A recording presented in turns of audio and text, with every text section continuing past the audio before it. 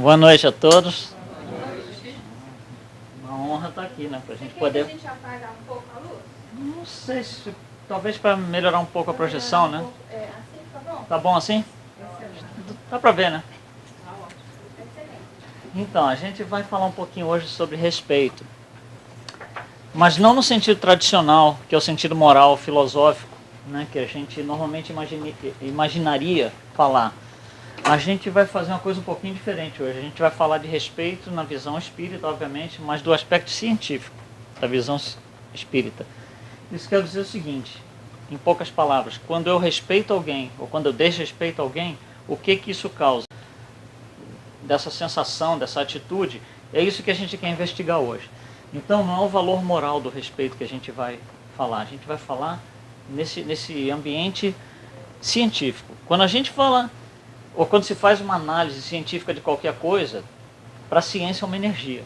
Então, quando eu vou tomar uma atitude de respeito ou de desrespeito para com alguém, para a ciência é a mesma coisa, porque é uma energia, que ela carrega uma moral negativa e uma moral positiva.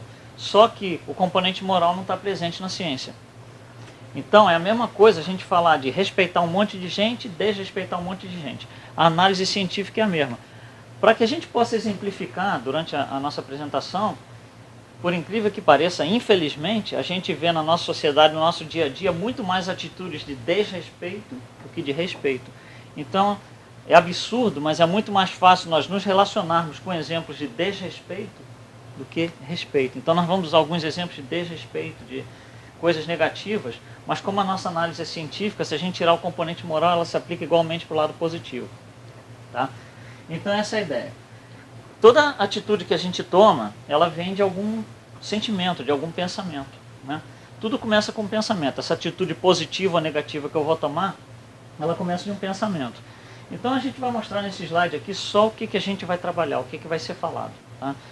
Para eu conseguir entender o pensamento e o que acontece com ele, André Luiz nos coloca da seguinte forma: o pensamento, nós somos induzidos a pensar alguma coisa. Ele chama isso de indução mental.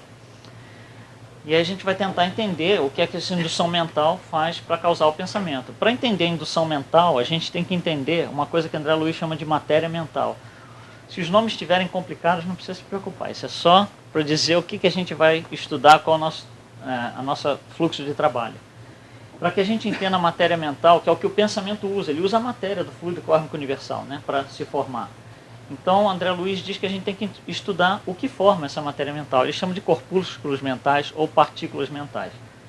Para que a gente consiga estudar tudo isso aqui, esse plano aí mental, nessa coisa toda, nós temos que nos apoiar em duas outras coisas, científicas também. Estudo científico dos corpos sutis, né, os corpos espirituais e tudo mais, que a gente vai detalhar bastante aqui, vamos passar um bom tempo falando nisso.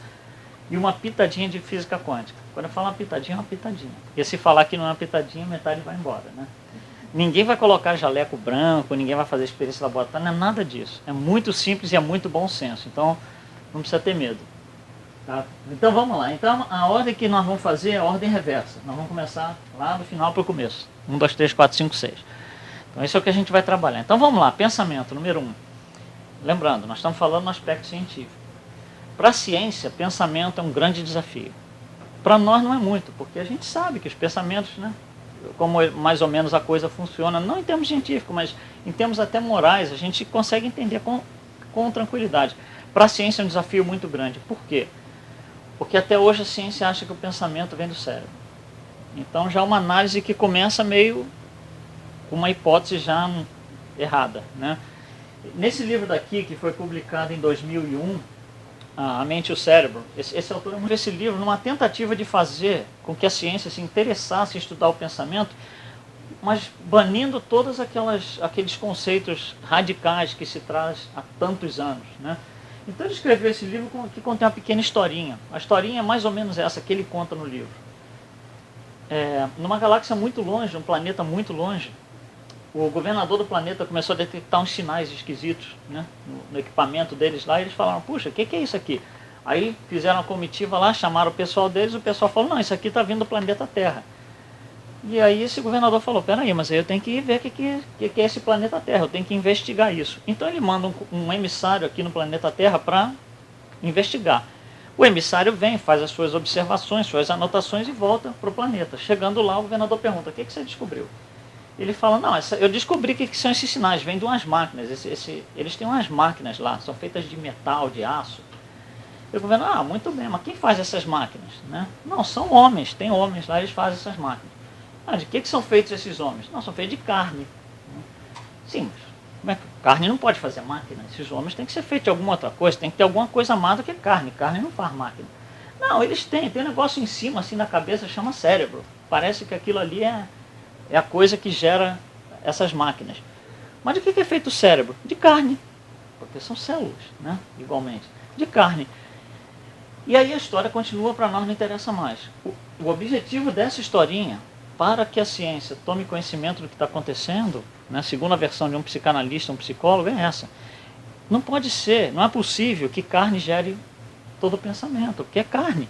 O cérebro é carne, como ele fala no livro, né? São células. Então tem que ter uma inteligência. Então o que ele questiona no livro, coloca para a comunidade científica, são essas duas questões. Qual a origem? Massa de célula não pode pensar. Não pode construir guindaste, prédio, computador, nada disso. Né? Então a colocação que a gente está tentando, nós espíritas, vamos adorar o dia que a ciência mudar a sua postura em relação ao espírito, pensamento e tal. Mas é uma coisa que está muito longe ainda de acontecer. A nossa expectativa talvez esteja muito alta. Quando nós pensamos, esse nosso pensamento ele pode ser gerado de duas formas. Ele vai ser gerado de duas formas. Uma é que a gente chama de radiação. O que é um pensamento radiação? Por exemplo, eu estou dirigindo, estou ligado ao rádio e tal. Né? De repente eu penso assim, puxa, quando chegar em casa eu tenho que ligar para o meu amigo. E foi embora, e voltou e estou ouvindo a música de novo. Então veio aquele flash, aquela radiação, e não teve nenhuma consequência, é um pensamento inconsequente. Assim a gente vai. Está dirigindo lá, quando chegar em casa tem que fazer janta. E passou, e aí vai. São pensamentos inconsequentes, não tem abrangência, né, nenhuma. Mas existe um outro pensamento, um outro tipo de pensamento que é chamado de forma-pensamento.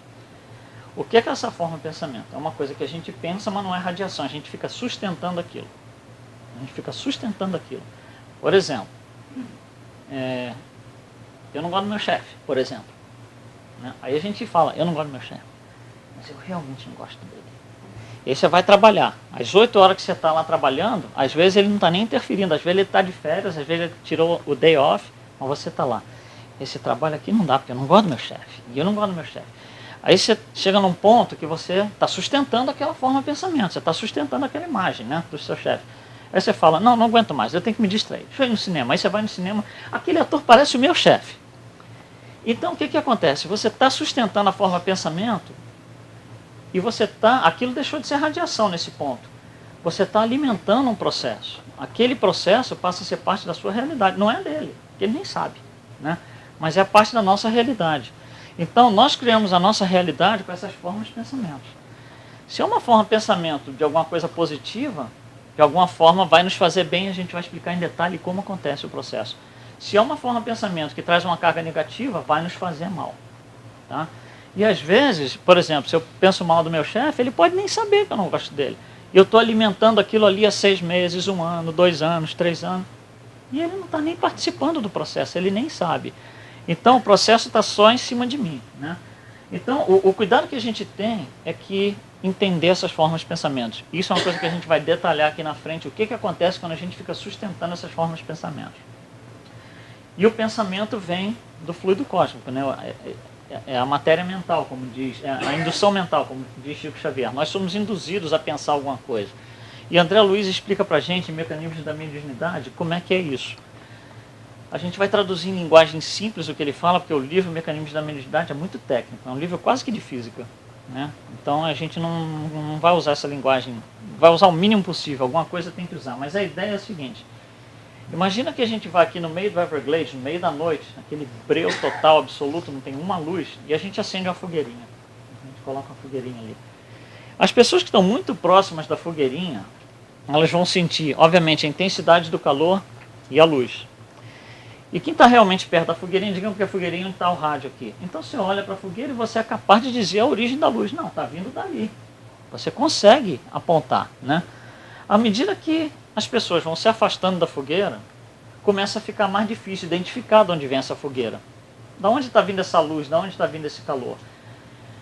Então, por exemplo, digamos que eu vou pegar a estrada aqui à noite, de Naples para Fort Lauderdale. Vai chegar uma hora no meio da estrada que eu começo a ver o clarão lá na frente, que é onde está a cidade. Eu não estou na cidade, eu não sou capaz de dizer a origem daquela luz, mas eu já estou sob a influência do campo mental daquela cidade. Isso é que é a ideia de campo mental. Então, toda vez que eu penso, meu pensamento é fogueirinha. Toda vez que eu penso e eu sustento o meu pensamento, que ele vira forma pensamento, não é radiação, né? Quando ele vira forma pensamento, ele começa a ter abrangência. Tá? Então, se eu estou pensando uma coisa aqui agora, e começo ali, né, a colocar uma intensidade nessa forma de pensamento, ele começa a interferir com o de vocês, porque vocês estão no meu campo mental. Né? Então, isso tem um monte de consequências. E ao contrário, vocês pensando, eu estou no campo mental de vocês. Então está sendo uma superposição de campos mentais aí. E a gente vai ver o resultado que dá isso. Mas então, primeiro é isso. Todo mundo está sob a influência do nosso campo mental nas nossas formas de pensamento. E o campo mental é maior, mais abrangente, à medida que eu coloco mais persistência e mais concentração nele. Então está o negócio do chefe. Você não gosta do chefe, de vez em quando você... esse cara não gosta dele. Tudo bem, tá, e tal. Tem a forma pensamento ali, porque é recursivo. Você volta a pensar aquilo todo dia, talvez, mas talvez com uma intensidade muito pequena. Aquilo passa e você não dá muita importância. O problema é, quando você coloca toda a sua concentração e toda a persistência naquilo, aquilo passa a ser a sua vida. Você começa a viver em forma daquela imagem, em torno daquela imagem. A gente vê muito na reunião mediúnica, às vezes, espíritos que vêm procurar consolo, que estão completamente perdidos, então eles estão ali presos numa imagem. Eles estão ali, não conseguiram se desvencilhar daquela imagem. Porque eles criaram uma forma de pensamento tão forte que ele não consegue se desvencilhar da própria forma de pensamento que ele criou. Então, quando eu coloco uma concentração, uma persistência muito grande nessa forma de pensamento, ela vai abranger vocês com mais intensidade. Vocês e todo mundo que está no campo mental. Nós sabemos que pensamentos são ondas, né? Sabemos que pensamentos são transmitidos como ondas. E a gente vai estudar isso um pouquinho mais para frente em detalhe. Se a gente for pegar o estudo de ondas da física, as ondas podem ser ondas muito longas, como o azul aqui, ondas muito rápidas, né, como o verde. Né? Por exemplo, se eu pegar uma corda, pregar na parede de um lado e segurar outra ponta aqui, e eu balançar, se eu balançar devagarzinho, vai ficar uma coisa assim, meio que nem essa onda azul. Né? Vocês vão ver bem, uma corda bem mansinha. À medida que eu começo a fazer isso com muita força, com muita intensidade, quando eu aumento a intensidade, a concentração, vai ficar uma coisa mais como a onda verde. Tá? A ciência usa uns nomes para diferenciar essas duas ondas. Tá? O nome não é importante para a gente, mas eles medem essas ondas baseado num negócio chamado comprimento de onda, onde eles pegam os dois topos e medem. Então, só de olhar na figura, sem ser físico, né, a gente consegue compreender que a onda de baixo tem um comprimento de onda maior. Né? Então, essas ondas, na física, elas têm nomes. Essa onda maior é chamada onda longa e a outra de cima, verde, é onda curta. Não sei se vocês já ouviram falar, ou quem conhece, nos anos 70 era muito comum um radinho chamado de radinho de ondas curtas. Né? Era um radinho de ondas curtas. O que esse radinho fazia, não tinha internet, não tinha nada disso. E o que ele fazia é que a gente pegava estações aqui, por exemplo, da França, do Japão, da Alemanha, estação do outro lado do mundo, do Japão, inclusive. Por quê? Porque por isso que é chamado radinho de ondas curtas, porque essas ondas, elas têm um poder de alcance muito grande. Né? Elas vão muito longe, tanto é que elas chegam da Alemanha para cá e eu consigo ouvir. Né? Elas chegam do Japão para cá e eu consigo ouvir, são ondas curtas. As ondas longas não têm muito alcance. É o caso, por exemplo, da onda de FM. Por isso que tem que ter retransmissora na cidade a cada 30 km, 40 km, porque a onda não vai mais longe que isso. Né? Então, se eu conseguir, agora trazendo para o nosso lado aqui espiritual, se o meu pensamento é formado de uma onda muito longa, ele não tem alcance muito grande. Mas se o meu pensamento é formado de uma onda muito curta, ele tem um impacto muito grande, porque o alcance dele, a penetração dele é muito grande. Né? Será que a gente pensa hora desse tipo e hora desse tipo? Pensa. Como é que funciona esse processo? Então, olha só. Quando eu penso aqui, o poder de alcance do meu campo mental é muito maior do que quando eu penso alguma coisa aqui. Tá? Então, a preocupação que nós temos que ter é em que situação que o meu pensamento gera essas ondas muito curtas, porque o poder de alcance dele é muito grande. Então vamos tentar entender isso. Então nós pensamos ondas muito longas, né? Certas horas muito curtas, e varia, porque o nosso pensamento é dinâmico. Tem dia que a gente não quer nem pensar, a gente está muito cansado, por exemplo. Tem dia que a gente está muito estressado e você fica sustentando aquelas formas, pensamentos, né? De alguma forma por muito tempo. Mas o que nos diz André Luiz é o seguinte: nesse espectro inteiro aqui, que poderia ser as ondas mais longas possíveis e as mais curtas possíveis, tem limite. Nós, como encarnados, como seres encarnados, nós temos limite. As ondas extremamente curtas, que são aquelas que têm maior poder de alcance, maior poder de penetração, maior campo mental, essas ondas não são para nós. Elas são para as legiões angelicais. Nós não conseguimos pensar com ondas tão curtas assim. Nós temos um limite, né? Do lado de cá, para o outro lado, as ondas mais longas são os animais, que têm pensamento fragmentado. Ele pensa, o macaco pensa, aí não pensa, aí pensa, aí não pensa, né? Pensamento fragmentado, circunstancial. E ele não consegue ter um poder mental, o campo mental dele é muito pequeno, quase nulo. Ele não consegue pensar uma coisa e nos influenciar, por exemplo, né? Assim são os animais. Agora, aqui no meio estamos nós. Então nós temos um limite mínimo e um limite máximo, como encarnados, né? André Luiz, para efeito de estudo, ele divide essa nossa capacidade em 3 grupos, né? E ele chama o primeiro grupo, aqui as ondas mais longas, ele chama de vibrações básicas. À medida que a gente começa a colocar um pouco mais de concentração, um pouco mais de atenção, né? A gente passa para uma outra faixa de onda, e quando a gente coloca as nossas emoções profundamente, alguma coisa que a gente faz do fundo do coração, a gente gera ondas mais poderosas, né? Como é que esse processo acontece? Porque a gente precisa entender isso aqui com algum detalhe para fazer sentido, né? Como isso chega no nosso corpo. Como é que é pensamento? Pensamento são ondas. O que são ondas? É movimentação de átomos e elétrons. É isso que acontece, basicamente, na física. Então, o que nós sabemos da física é o seguinte.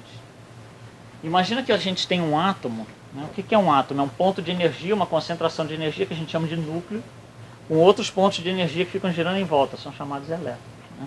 Então isso é um átomo, é um núcleo com elétrons, esse conjunto todo, é como se fosse uma caixa preta, né? Quando a gente está em vibrações básicas, são aquelas ondas que não têm muita influência, são aquelas ondas perto dos animais ali, né? O que acontece?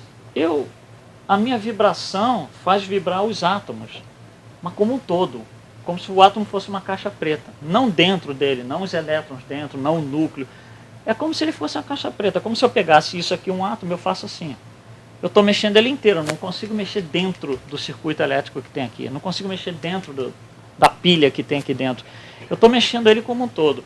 André Luiz nos diz o seguinte: isso daqui são vibrações básicas. É simplesmente o que mantém o corpo vivo, o corpo orgânico funcionando, né? A gente tem que ter o cérebro funcionando. Então, quando a gente não está pensando nada, quando a gente está lá sábado, descansando e tal, sem pensamento, uma forma de pensamento ativa, a gente está simplesmente sobrevivendo, né? E obviamente é necessário que a gente sobreviva. Então a gente tem momentos de vibrações básicas. À medida que a gente começa a colocar um pouquinho mais de atenção, um pouquinho mais de reflexão naquilo que a gente faz, de novo, pode ser uma coisa boa ou uma coisa ruim. Para a ciência, o componente moral não está ali. À medida que a gente vai colocando mais concentração, muda um pouco a maneira com que eu faço esse átomo vibrar. Eu consigo entrar dentro do átomo e fazer o elétron dentro do átomo vibrar. A capacidade do meu pensamento consegue penetrar dentro do átomo e fazer o elétron vibrar. Voltando aqui no início, um átomo seria um núcleo, né, no meio, e um elétron ou vários circulando ali em volta. Eu coloquei um elétron só para a gente tentar entender o que vai acontecer. Quando eu coloco a minha atenção e faço esse elétron aqui vibrar, a ciência nos explica que esse elétron vai pular para uma outra órbita. Isso é fato científico. Isso não é André Luiz, isso não é Kardec, não é Luiz Lima, não é nada disso. Isso é fato científico. Quando esse átomo muda de órbita, o que acontece? Ele emite luz. André Luiz nos diz o seguinte: se você consegue entender como funciona um átomo no seu mundo, você consegue entender como funciona um átomo no nosso mundo, nosso espiritual. Se você domina o entendimento desse átomo aqui, então você domina quase totalmente o entendimento disso aqui. Ele chama esses átomos, ele diz o seguinte: não tem nome para isso aqui na linguagem de vocês. Então, eu vou chamar nos meus livros esse negócio de átomo mental. Porque não tem nome, não tem um nome. Então, nós aqui no nosso mundo é átomo. Para ele é um átomo mental.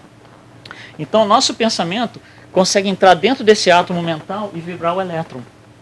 Quando o elétron vibra, ele pula de órbita. Pulando de órbita, ele emite luz. Qual o nome dessa luz? Aura. Isso é a nossa aura. Quando o pensamento tem uma intenção negativa, a aura não é muito boa.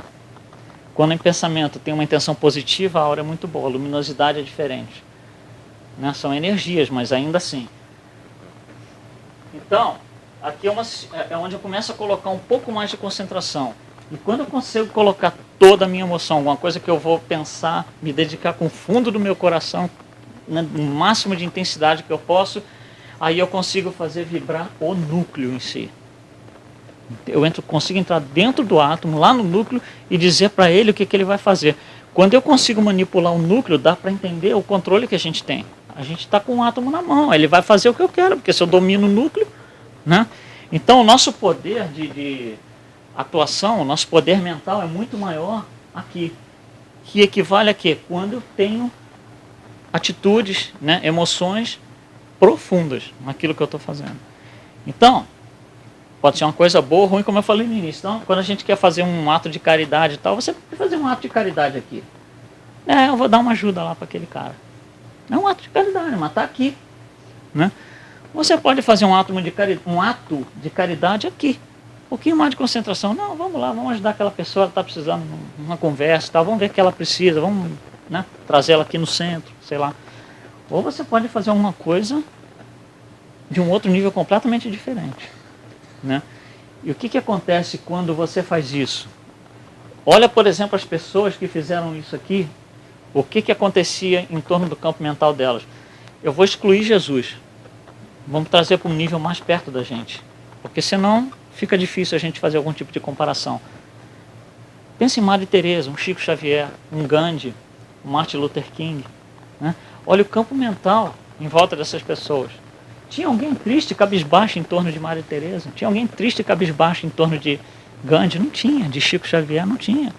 Porque é impossível você sustentar uma forma de pensamento negativo com um negócio desse do seu lado. Não consegue. Né? Porque a influência daquele campo mental é muitas vezes maior do que o meu negativo. Ele anula o meu campo mental. Bom, para simplificar, isso aqui é um slide que simplesmente está só escrevendo tudo o que eu falei. Tá? Então tem 3 maneiras de eu fazer o meu pensamento, né, sair. Mexendo no átomo como um todo, no elétron, que demonstra a minha aura, ou lá no núcleo. Né, exatamente a mesma coisa. O importante para a gente está aqui. Quando eu consigo colocar um pensamento com toda aquela emoção, a profundidade máxima, né, envolvendo minhas emoções, eu tenho um poder transformador muito grande. Então, olha só como é que está ficando interessante. Né? Quando eu estou aqui, eu começo a gerar essas ondas muito poderosas, muito curtas, de alcance muito grande.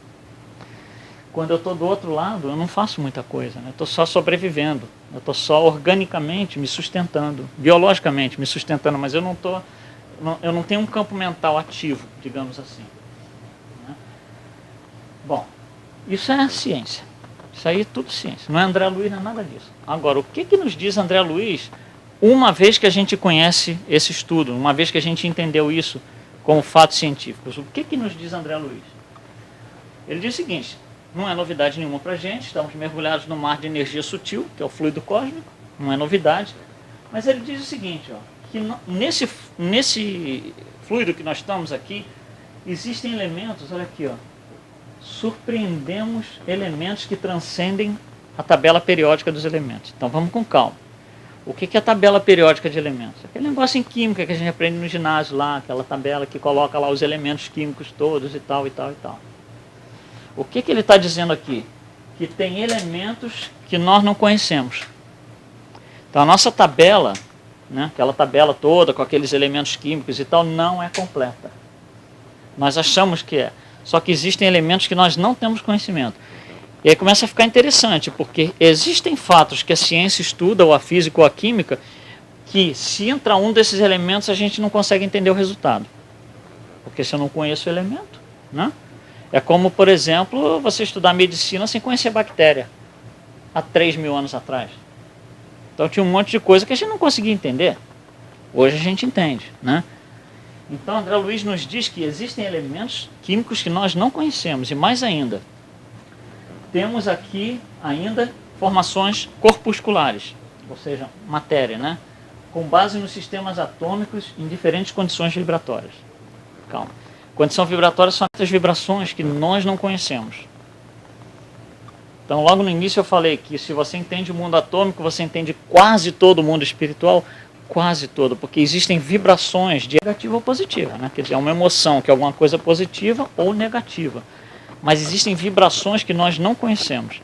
Novamente, então quando a ciência vai estudar isso, ela obtém resultados parciais ou duvidáveis em alguns aspectos, porque não se conhece tudo. Tem coisas que a gente ainda vai descobrir, a gente ainda vai conhecer. Bom, então, o que está acontecendo até agora? Nós entendemos que nós não sabemos tudo, nós sabemos bastante da parte científica, mas não sabemos tudo. Tem certas coisas que a gente não consegue compreender. Para que a gente consiga entender agora o que esse pensamento vai fazer, né, comigo e com a pessoa com quem eu estou interagindo, a gente precisa estudar corpos sutis. Então, o início que eu estava dando no exemplo, o exemplo que eu estava dando no início era, eu não gosto do meu chefe, né? Então vamos manter esse exemplo para ficar mais fácil o raciocínio. Então eu estou sustentando uma forma de pensamento há meses, anos, e estou ali, e está sustentando, e aquela passou a ser a minha realidade, eu estou vivendo aquilo. Então eu decidi que amanhã de manhã eu vou lá desrespeitar ele. Eu vou lá entrar na sala dele e vou desrespeitar ele. Então, olha só, isso é um fato que está, digamos, a 14 horas daqui para frente. Vamos fazer, ficar mais fácil, daqui a 12 horas. Então, uma coisa que só vai acontecer das 12 horas. Né? Ele pode nem saber. Para mim, já está acontecendo há 3 anos, por exemplo. Porque eu já estou sustentando essa forma de pensamento há 3 anos. Então, é um fato que para mim já é uma coisa antiga. Eu já vivo nisso há muito tempo. Ele nem sabe. Ele só vai saber daqui a 12 horas. Então, o que acontece comigo nessas 12 horas? Porque ele não sabe, ainda não chegou nele, né? Ele é o último a saber, digamos assim. Então vamos tentar estudar essas próximas 12 horas. O que acontece com essa forma de pensamento que eu alimentei por tanto tempo e, por incrível que pareça, com tanto orgulho, né? Porque é isso que amanhã eu vou lá brigar com ele, amanhã é o dia, olha só, né? Então, vamos pensar aqui o que vai acontecer nas 12 horas. Nós somos formados, segundo a codificação, segundo Kardec, né, através da codificação pelos espíritos, 3 corpos, né? Kardec coloca 3 corpos, o físico, né, o corpo biológico, orgânico, um perispírito e um espírito. André Luiz vai um pouquinho mais longe no perispírito, ele detalha um pouquinho mais, ele divide o perispírito em 3 subcorpos, né, se a gente puder chamar assim, que são o mental, o espiritual e o duplo etérico. Então, se a gente usar o modelo de André Luiz, a gente acaba com 5 corpos sutis, né, que a gente chama.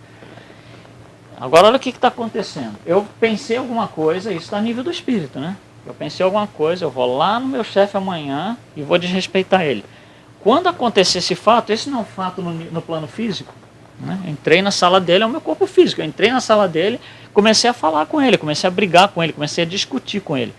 Então, essa coisa, esse processo, ele tem que descer daqui de cima até aqui embaixo. Ele vai ter que descer. E ele vai passar por essas 5 camadas, porque isso é como se fosse uma hierarquia. Isso vai sair lá do espírito, vai passar no corpo mental, no espiritual, no duplo etérico, até chegar no plano físico, e aí eu vou lá e brigo com ele. Então nós vamos estudar o que se passa em cada um desses 5 corpos, porque nós temos que entender. E isso tudo aqui não tem nada a ver com ele. Isso é nas próximas 12 horas. Tá? Não sei se está dando para acompanhar a ideia. Então vamos lá, espírito. Primeiro, eu vou começar de cima para baixo. Não é novidade nenhuma para nós espíritas que o espírito é o princípio inteligente, já sabemos disso, né? Não tem novidade nenhuma. Só que esse espírito, ele tem 2 baldinhos, né? Que a gente vai criando com a nossa história espiritual. O baldinho de vícios e o baldinho de virtudes. Quando eu vou pensar alguma coisa, quando eu tenho a sensação, o sentimento, eu vou puxar alguma coisa de um dos 2 baldinhos. Se eu puxar alguma coisa do baldinho de vício, que é o que eu vou fazer amanhã, daqui a 12 horas, né, eu estou trazendo uma carga negativa, que eu vou processar essa carga negativa. Se eu escolher trazer uma caridade, um amor, alguma coisa que determina que sai do meu baldinho de virtudes, vai ser uma coisa positiva para mim. Então, baseado nisso aqui, é que isso vai ser uma carga negativa ou positiva. E quando que vem de um, quando que vem do outro? Quem que escolhe? Sou eu. É livre-arbítrio. Isso é o livre-arbítrio. Né? É o poder de escolha que eu vou falar, não, hoje eu quero praticar meus vícios hoje. Ou, hoje eu quero praticar minhas virtudes. Eu vou lá e escolho de um dos dois baldinhos.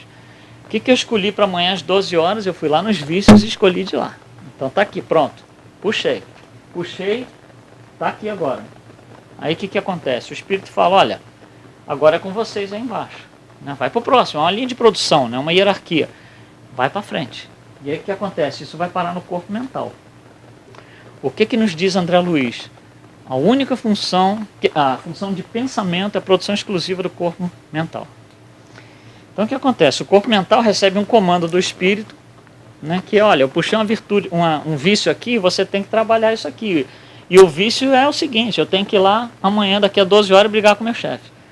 O corpo mental recebe isso e vai falar, puxa, isso exige um pensamento. Deixa eu pensar que eu vou lá brigar com meu chefe. E aí você já está imaginando a briga. Você já está brigando com ele. Você que eu falo é linguística, né? Porque todos nós, eu me incluo também, né? Então nós já estamos brigando, eu que vou lá brigar amanhã, eu já estou brigando com ele. Ele está dormindo lá, não sabe nem o que está acontecendo. Mas eu já estou brigando com ele, porque o corpo mental já recebeu o comando. Tá?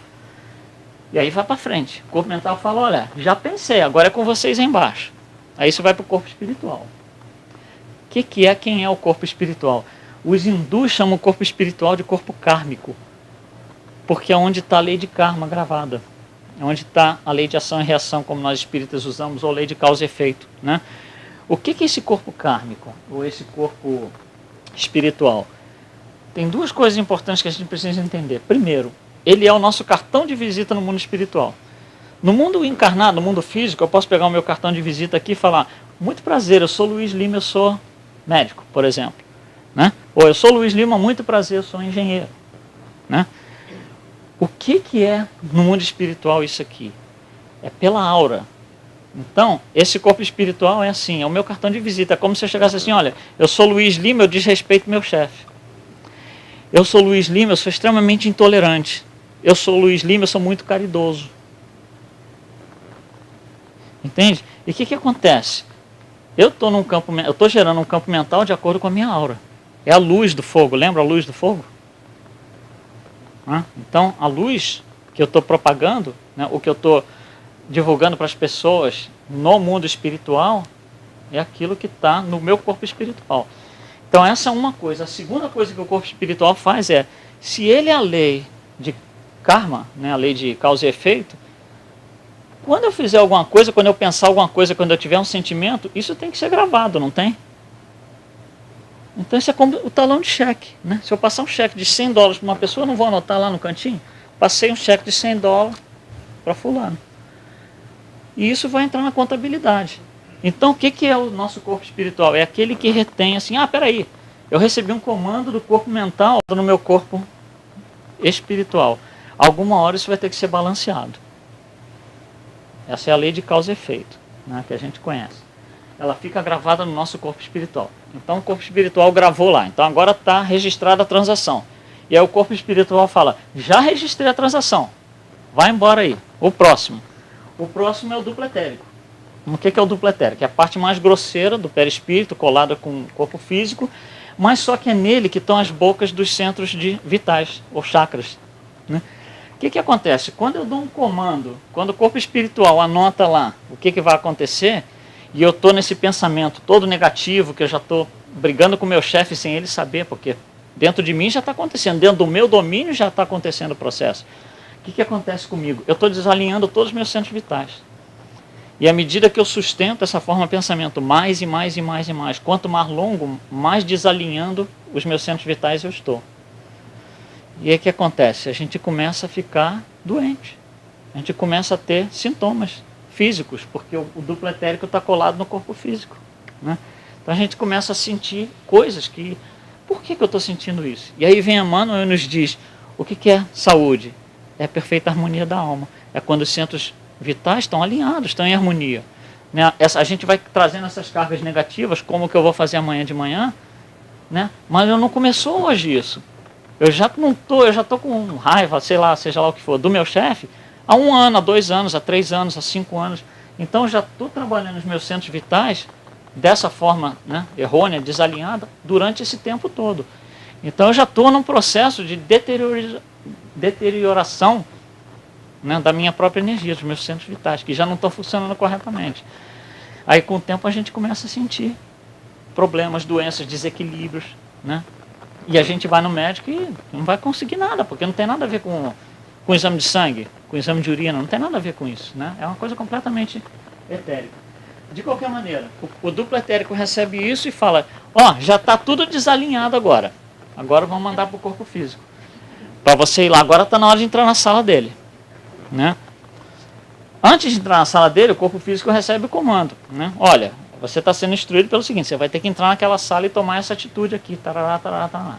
O que o corpo físico faz? O que é o corpo físico? Né? Um conjunto de 70 trilhões de células, com sangue circulando ali, né? E isso vai entrar dentro do corpo. Essa informação chega para dentro do corpo físico. E ela é recebida por quem? Por cada uma das 70 trilhões de células do organismo. E o que acontece quando cada uma dessas células recebe isso? Aí a gente tem que estudar melhor, porque olha só, senão a gente não consegue entender o que acontece quando chega aqui embaixo. Aqui é o pulo do gato. Então chegou no corpo físico, o corpo físico recebeu e falou, manda a informação que você tem aí para mim. Bom, então biologia, vamos abrir parênteses para biologia, não tem nada a ver com André Luiz, não tem nada a ver com Luiz Lima, com Kardec, biologia. Cada uma das nossas células é formada por um núcleo, né, no meio, e a parte em volta é chamada de citoplasma, né, que é essa parte esverdeada e aqua, né? Esse citoplasma tem um monte de coisa, né? Nós só estamos interessados numa dessas coisas hoje. Lá dentro ela tem um negócio chamado mitocôndrio ou mitocôndria. As duas formas são aceitas em português. Que é esse negocinho aqui. O que faz isso? Isso faz o metabolismo celular de uma célula, né? O que é o metabolismo celular? Essa mitocôndria, ela pega os 3 elementos que alimentam a célula, que são os alimentos químicos, né? Os alimentos químicos que são extraídos dos alimentos que nós digerimos, lítio, cálcio, potássio, ferro, etc, etc. Primeiro, então são esses elementos químicos em primeiro lugar, segundo água, terceiro oxigênio. Então essa mitocôndria, ela pega esses 3, né, ou uma combinação desses 3 elementos, trabalha lá dentro e gera energia. Essa energia vai ser usada pelo corpo orgânico, físico, para que a gente, né, consiga viver biologicamente. O corpo biológico usa essa energia, os músculos e tudo mais. Então, novamente, a mitocôndria faz o quê? Ela pega água, alimentos e oxigênio, né, trabalha isso e gera energia. Acabou a biologia. Agora, o que diz André Luiz sobre isso daí? André Luiz diz o seguinte, evolução em 2 mundos. Por intermédio dos mitocôndrios, a mente transmite ao carro físico a que se ajusta. Ao carro físico que se ajusta é o corpo biológico, corpo físico, né? Então, a mente transmite ao corpo físico todos os seus estados, felizes e infelizes. Então, peraí, começou a complicar agora, porque olha só. O estado feliz está nessa ponta, o estado infeliz está na outra ponta, e tudo que está no meio. Então, quando eu estou feliz, né, eu estou lá. Quando eu estou com raiva, eu estou mais para cá. Quando eu estou com caridade, eu estou mais para cá. Quando eu estou extremamente infeliz, eu estou lá na ponta. Não interessa qual é o estado mental que eu estou. Isso é passado para a mitocôndria. Então, mudou a coisa, porque antes era assim, a mitocôndria pegava água, oxigênio, elemento químico, né, trabalhava e jogava energia. Agora mudou. Ela pega água, elemento químico e oxigênio e fala, peraí, o que eu vou fazer com isso? Qual o estado mental? Qual o meu estado mental hoje? Ele vai dizer, não, hoje você assinou a rádio vingança. Aí você vai metabolizar o quê? Uma energia de vingança. Ou você vai metabolizar uma energia de caridade, ou uma energia de amor, ou uma energia de suicídio. O suicídio é uma forma de pensamento que você alimenta por tanto tempo, que passa a ser tanto a sua realidade, né, que eu vou brigar com o meu chefe. Você pode se suicidar também. É a mesma coisa, você está gerando o quê? Essas energias. E essas energias vão fazer uma... Então, olha só, a coisa chegou a nível físico já. Agora está no meu corpo. O meu corpo começa a processar a energia de forma diferente. Porque antes eu era uma pessoa que tinha um pensamento bom e fiquei ruim. Ou eu era tinha pensamento ruim, conheci o espiritismo e fiquei bom o pensamento. Então muda o nosso metabolismo. Olha a importância da gente entender, né, a existência de um estado mental e dele ser reportado para a mitocôndria, dentro de cada uma das 70 trilhões de células do organismo. As células não funcionam iguais todos os dias. Né? Nós temos nossos altos e baixos. Tem hora que a gente está muito bem de vida, tem hora que a gente está mais para baixo e tal, e assim vai. Mas o nosso estado mental está sendo passado para o nosso corpo. E aí a gente sustenta essa forma de pensamento. Eu não gosto do meu chefe por 10 anos, você quer o quê? Há 10 anos que você processa uma energia de uma forma negativa, o corpo não vai sentir? Vai. O que ensina o espiritismo? Que o corpo é o mata-borrão da alma, né? Saúde é a perfeita harmonia da alma, Emmanuel. É isso. Cientificamente é isso que ele está falando para a gente. Que não é nada absurdo. Isso aí é ciência. Né? Bom, então, todas as minhas células agora, né? Eu estou com os chakras todos desequilibrados, porque eu não gosto do meu chefe há 3 anos. Né? Eu estou com as minhas células todas processando energia negativa. Quer dizer, alguma coisa vai acontecer no corpo, de alguma forma, alguma hora, e não vai ser bom, com certeza. Só que de todas as células existe um grupo que é diferenciado. Né? Só uma coisa, essas mitocôndrias que estão dentro do citoplasma, não é uma mitocôndria dentro do citoplasma, são várias, e nem todas as células do organismo têm o mesmo número de mitocôndrias. Por exemplo, célula do pulmão tem muito mais do que uma célula de pele. Tá? Isso não interessa muito para a gente, mas só como referência. Mas tem um grupo de células que é diferenciado, que são os neurônios. Né? São as células do cérebro. Como é que são essas células do cérebro? Elas têm ainda o núcleo, né? E em volta aqui, essa parte alaranjada, seria o citoplasma, como as outras. Só que elas têm esses rabichos aqui, ó, que as outras células não têm. Então elas têm esses rabichos pequenininhos aqui, como se fossem filetes, né? Esses filetinhos aqui são chamados de dendritos. Eu preciso usar o nome porque André Luiz usa esse nome, tá? E aqui na ponta é chamado de axônios. Como é que funcionam esses neurônios? Eles se justapõem. Então, os dendritos de um se conectam com os axônios de outro. E vai formando uma cadeia. Né? E vai formando um fio. É como se fosse um fio, grosseiramente falando. E a informação passa por ali. Né? A informação, o cérebro processa isso como uma carga elétrica. Que é um fio. Aquilo ali vira um fio. Com a justaposição de vários desses neurônios. Bom, vamos olhar um pouquinho o que é esse dendrito aqui. Vamos dar uma olhadinha nesse cara. Se a gente ampliar isso no microscópio, é uma coisa assim. É como se fosse um canudo, um tubo, um canudinho. Né? Um dos dados mais importantes da ciência, que tem a ver conosco, né, saiu no ano de 2007, quando um cientista muito famoso aqui nos Estados Unidos, chamado Jeffrey Satinover, ele escreveu um livro chamado The Quantum Brain, o cérebro quântico. Não sei se tem tradução em português, mas o nome do livro aqui é esse, The Quantum Brain. Nesse livro ele conta um pouquinho da história dele, que é interessante. Ele, quando era criança, tinha um desses microscópios de criança, ele sempre se interessou por isso e tal. Foi para a escola, começou a usar microscópio mais profissional, ainda lá nos anos 70, não se tinha a tecnologia que tem hoje, mas já dá para ver muita coisa. Até que um dia, ele na escola, ele observa uma fecundação. Né? E ele vê, né, a fecundação ocorrer, ele vê a primeira célula lá por algum tempo. E ele não consegue identificar o que tem dentro da célula. As coisas estão se mexendo lá. É meio complicado a gente ver, ainda mais que não se tinha a tecnologia que se tem hoje. Hoje, provavelmente, a gente vê muito mais, porque os microscópios são muito mais avançados. Enfim, ele vê lá as coisas mexendo. E aí o que ele relata no livro é o seguinte. De repente, né, a troco de nada, ou pelo menos que a ciência consiga identificar, uns tubinhos sobem assim. Uns tubinhos sobem, né? E a célula se divide em duas, absolutamente geométricas, e os tubinhos descem. Então o que acontece? Eu fiquei com uma célula aqui e uma aqui. Né? São duas. Aí vai 2, 4. Essa daqui, os tubinhos sobem, ela separa, os tubinhos descem. Aqui é a mesma coisa, assim o processo vai. E aí ele começa a se interessar por isso. Mas que são esses tubinhos aqui? Peraí, o que é isso? E aí a tecnologia vai melhorando, a gente consegue ver mais coisa no microscópio, e a ciência tenta investigar o que é esses tubinhos. Esses tubinhos são os dendritos. Tá? O que ele coloca no livro dele é o seguinte, que ele não tem outra explicação a não ser alguma coisa desse tipo. Quando os dendritos sobem, é como se eles fossem antenas que estão esperando a informação chegar lá, de um plano superior. Aí ele coloca isso como cientista. E aí no texto do livro ele fala, tem gente que chama de espírito, tem gente que chama de Deus, tem gente que chama de prana, tem gente que chama de essência vital, e aí vai, porque ele não está atrelado a religião nenhuma, não está atrelado a grupo nenhum, então ele coloca um monte de nomes. Mas o que ele coloca é informação interessante, como cientista é essa. Esse negócio sobe, essas anteninhas, esses tubinhos sobem e fica lá esperando a informação. É como se, quando vê a informação, aí pronto, baixa, vai. Aí espera a informação de novo, sobe, baixa, e fica nisso.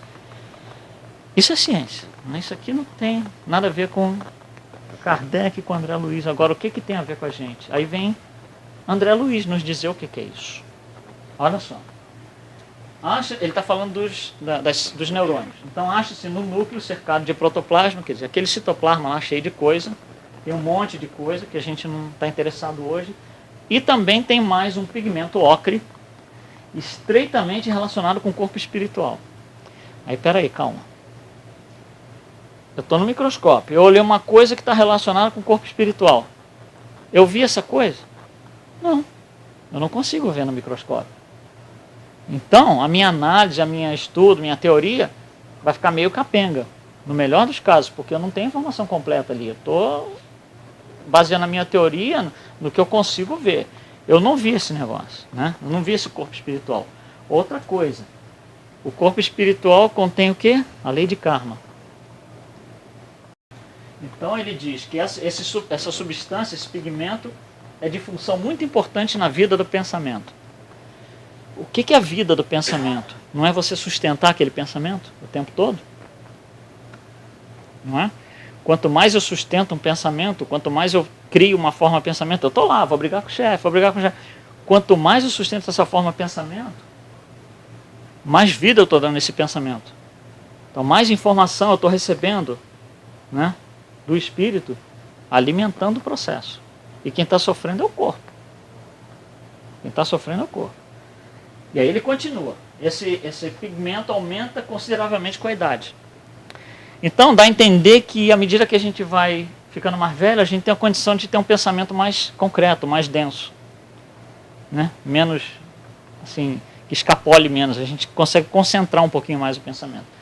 E aí ele continua o texto. Além desse pigmento ocre, tá, que é invisível na célula em atividade, existe uma outra substância que é invisível na célula em atividade. Novamente, eu sou cientista, eu fui lá no microscópio, eu não vi isso aqui. Porque é invisível na célula em atividade, então não vi. Tá? E ele diz o seguinte, esse negócio se espalha no citoplasma e nos dendritos. Então é como se fosse uma substância que lubrifica os dendritos para que alguma coisa aconteça. É o que faz ele subir. Né? Para que aconteça alguma coisa depois que ele sobe. Então ele diz o seguinte, que essa substância é facilmente reconhecida por intermédio de corantes básicos. O que é corante? A gente às vezes tem que fazer um exame para detectar se a gente tem uma substância no sangue ou na urina. E como é que esses exames são feitos? Alguns ele vai lá e olha no microscópio, outros não dá. Então eles colocam corante. Então, por exemplo, tira uma amostra de urina, por exemplo, e coloca uma gota de alguma coisa, que é azul, vamos dizer. Se a urina ficar verde, aquela substância está presente, porque reagiu. Se não mudar de cor, aquela substância não está presente. Essas gotinhas são chamadas de corantes. Né? Então o que André Luiz está nos dizendo aqui? Que a ciência não consegue ver, mas ela sabe que existe, porque ela coloca corante e muda de cor. Então a ciência diz assim, puxa, tem um negócio aqui, eu não sei o que está fazendo isso. Não é que eles não sabem que existe, a comunidade científica sabe que existe, mas não sabe o que faz. Não sei se está clara essa ideia. Hã? Então, colocou o corante lá, eu sou cientista, estou lá, vi, opa, mudou de cor, então tem alguma coisa aqui, eu não sei o que é, mas tem. E ele diz, essa substância representa alimento psíquico. O que é alimento psíquico? É informação aurida pelo corpo espiritual. Se vem do corpo espiritual, traz a lei de karma com ele. Tá? No laboratório da vida cósmica, etc, etc. Então, olha só, nós estamos profundamente aqui na biologia, na medida que a gente precisa, né, para estudar o nosso interesse aqui, mas olha como a coisa vai lá embaixo. E olha como está tudo relacionado, né? Não é brincadeira, não. Então a gente fica alimentando, não gosta do chefe, não gosta do fulano, não sei o que lá. Você cria essa forma de pensamento, o corpo está sofrendo absurdamente, porque ele tem que plasmar a nível físico essa forma de pensamento que você criou. Então você cria uma forma de pensamento boa, vou fazer uma coisa boa, vou me dedicar a tal coisa, vou ajudar as pessoas, vou trabalhar com as crianças, sei lá, que não tem pais ou alguma coisa assim. O corpo vai sofrer uma energia boa, sofrer no sentido científico. Ele vai sofrer uma energia que é boa. Então você vai trabalhar uma coisa boa, realinhar chakras e tudo mais, automaticamente. Né? Então a coisa realmente é poderosa. Bom, isso foram 12 horas. Eu nem cheguei lá ainda. Agora eu vou lá. Né? Então isso tudo que aconteceu está dentro do meu domínio. Olha só o que eu fiz comigo mesmo quando eu decidi que eu ia lá, né, expor isso para ele, essa forma de pensamento que eu estou alimentando há vários anos. Agora eu vou lá. Quando eu vou lá, sai do meu domínio. Então eu vou propagar esse pensamento, eu vou jogar ele para fora. Quem estuda jogar o pensamento para fora é a física quântica. Tá? Mas não vou colocar jaleco branco, não é isso não, calma aí. A maneira com que a física quântica entendeu o que acontece é da mesma maneira que eles explicam para nós que somos leigos em física quântica. Ninguém aqui é físico quântico. Tá? É uma maneira que, na verdade, é muito intuitiva. Não tem cálculo, não tem equação, não tem nada disso. Então a gente vai mostrar umas imagens que, espero eu, tornem a coisa mais fácil da gente entender. Nós estamos acostumados a pensar em matéria física. Né? Então, por exemplo, isso aqui, pedaços de coisas físicas. Pensamento não é coisa física. Eu quando vou pensar alguma coisa e jogar em direção a alguém, eu não pego o controle remoto e jogo naquela pessoa. Né? Mas a nossa análise toda sempre foi baseada em coisas físicas. É o que a gente conhece, é o que está na nossa ideia de estudo de física todo dia. Então nós vamos começar do que nós sabemos. O que os físicos quânticos fizeram, eles chegaram à seguinte conclusão. Se a gente der tiro com umas bolinhas de ping-pong num quadro, por exemplo, mas eu colocar uma fenda no meio, é mais ou menos esperado que vai dar alguma coisa daquele tipo. Não é novidade para ninguém, isso é intuição, né? É bom senso, tá certo? Tudo bem aqui, né? Mas fizeram o seguinte, se eu colocar duas fendas e der o tiro com um canhão de bolinha de ping-pong, vai dar alguma coisa daquele tipo, duas fileiras de bolinha no quadro preto.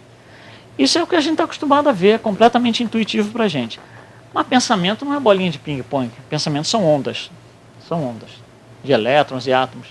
Então a ciência falou assim, peraí, onda de elétron, átomo, essa coisa é complicada, porque eu não consigo ver, né? Não se tem tecnologia para ver. Então vamos fazer essa experiência com ondas de água. Pelo menos a gente consegue ver, numa piscina, por exemplo, a gente consegue ver ondas de água. Foi isso que eles fizeram. Então foram para uma piscina e geraram uma onda e colocaram a mesma fenda ali. E vamos ver o que dá o resultado do lado de lá na parede. Então mais ou menos a mesma coisa. Mas tem uma diferença aí. Antes era uma fileira exata ali de bolinhas. Nada mais, o resto inteiro do quadro era preto. Agora não. O centro tem uma incidência maior, mas olha só, os lados estão dentro do campo mental. Dá para ver aqui, né? Está meio claro os lados. Então, os lados, as laterais, também sofrem influência desse campo mental. Aí a gente coloca duas fendas. Vamos ver o que acontece. Coloca duas fendas, gera uma onda, né? Equivalente a um pensamento. A gente vai fazer a tradução daqui a pouco. O que acontece? Essa uma onda passa nas fendas, cada fenda gera uma onda sozinha. E essas ondas se superpõem. Ora, elas se somam e vão bater lá no quadro somadas, ora elas se anulam e não vão dar nada no quadro. E o resultado que a gente tem é uma coisa desse tipo. Dá para pegar como bom senso, né? Não é nada assim absurdo. Tá? Dá para a gente entender isso aqui. Agora, olha só. Olha o poder de influência, né? Quando é uma onda. Pensamento é onda. Contra quando não é. Então a gente tem a mania de pensar, meu pensamento não influi muito, não vale muito. Não é bem assim, porque pensamento é onda. Olha o quanto que o quadro fica manchado. Mas pensamento não é onda de água, é onda de elétron.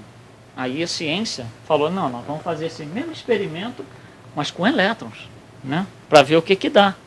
Aí foram para o laboratório e colocaram lá uma fenda, deu mais ou menos intuitivo o que a gente acharia que ia dar. Né? Uma coluna ali no meio.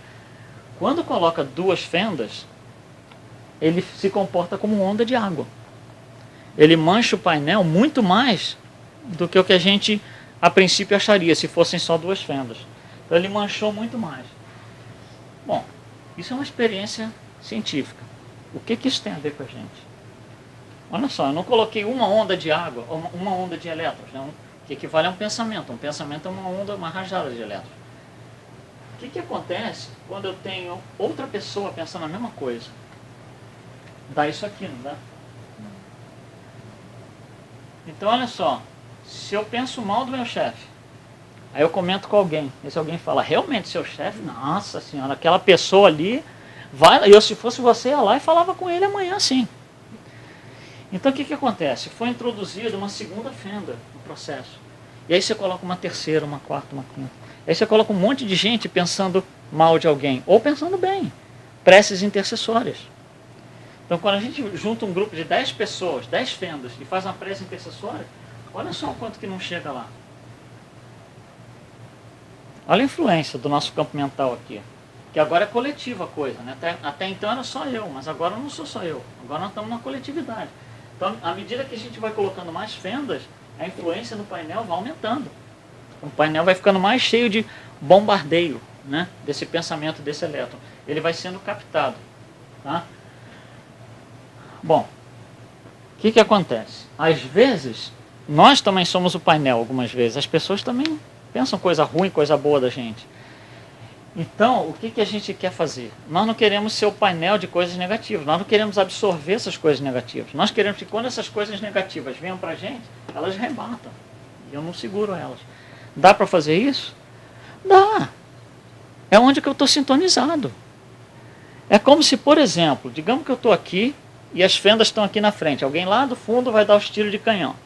E o tiro é vingança, pensamento de vingança. Quando o tiro vem vindo, eu falo, não é comigo não. Aí eu saio. O que acontece? Nada. Porque eu estou fora daquele campo mental. Não me atrai aquilo, eu não sintonizo com aquele campo mental. Aquela fogueira não é para mim. Não sei se está dando para compreender a ideia. É exatamente isso que acontece. Num nível muito, muito, muito mais complicado, porque isso é física quântica pesada, mas o que a gente precisa é só isso. Nós espíritas só precisamos saber isso. Né? As consequências do que isso faz. Então, quando eu vou lá amanhã, né, respeitar ou desrespeitar, tudo começou com uma escolha. Né? Eu podia respeitar ou desrespeitar. O que era? Antes de eu pensar que eu ia fazer o que eu vou fazer, era uma opção minha. O pensamento era uma opção, era uma probabilidade. Que eu tinha o baldinho aqui de virtudes e o baldinho de... Aliás, o baldinho de vício e o baldinho de virtudes. Eu podia chegar lá... Não quer dizer que eu tinha que adorar o meu chefe, não é isso.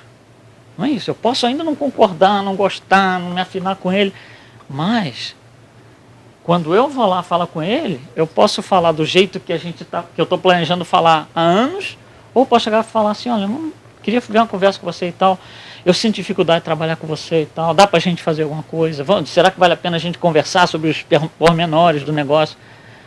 É uma coisa diferente. Então, que eu não estaria alimentando durante esses anos todos. Né? À medida que eu vou planejando falar com ele dessa forma mais através das minhas virtudes e não dos meus vícios, eu não estou desalinhando chakras, minhas mitocôndrias estão gerando outro tipo de energia, meus dendritos estão absorvendo outro tipo de capacidade mental, né? Porque está tudo influenciando no meu corpo.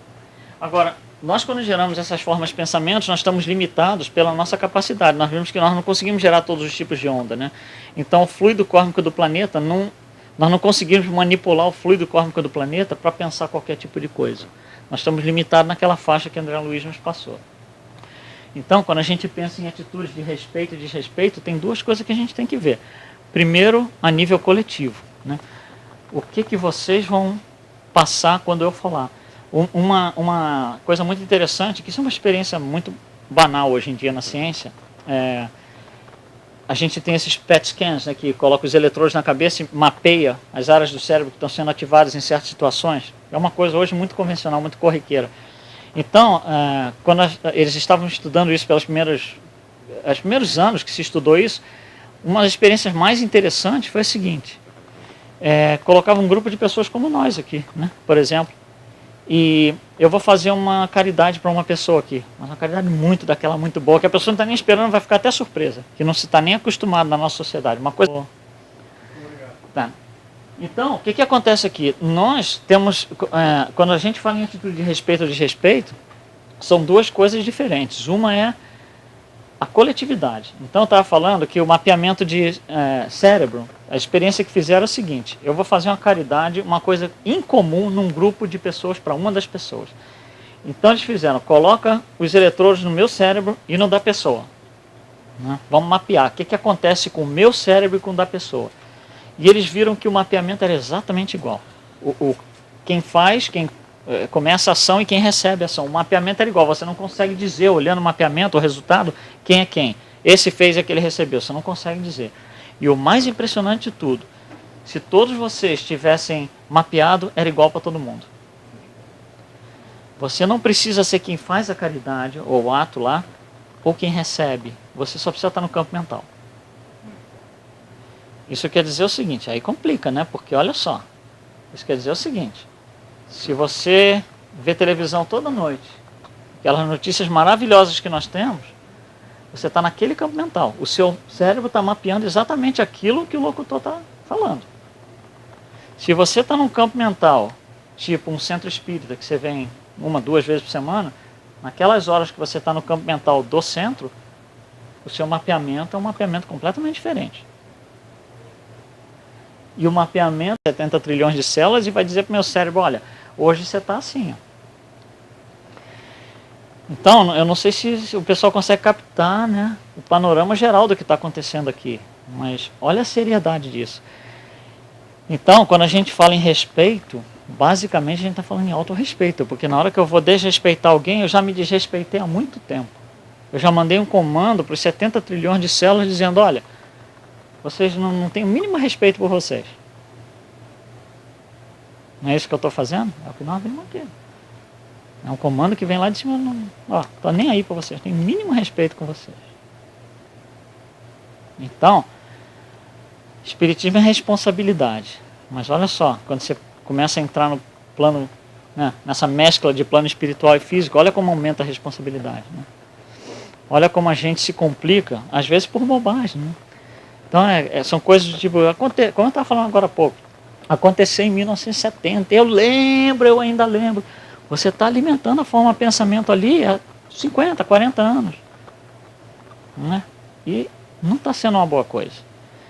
Então, em vez da gente pensar, como eu falei no início, é um estudo científico, então a gente está trabalhando energia. Infelizmente, é mais fácil a gente se relacionar com exemplos de carga de energia negativa do que positiva. Mas para nós espíritas, agora talvez a coisa mude um pouco. Né? Talvez a gente tenha que começar a se afastar dos campos mentais negativos. Né? Quando nós nos tornamos espíritas, isso acontece. Porque você já não consegue ter as mesmas companhias, aos poucos você vai se afastando de certas pessoas, de certos grupos, de certos hábitos. Né?